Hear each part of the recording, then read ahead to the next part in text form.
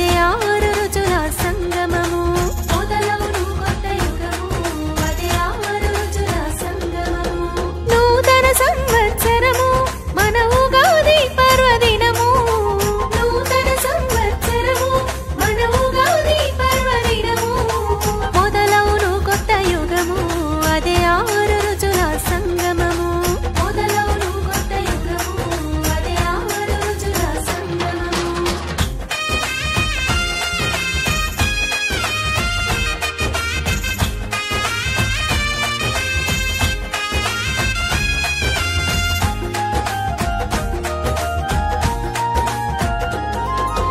పంచాంగ శ్రవణ ఫలితం సుఖ దుఃఖాలు పంచే సమము.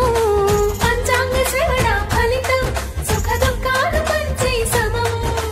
భవిష్యత్తుకు ద్వారం చూపించును సన్మార్గం. భవిష్యత్తుకు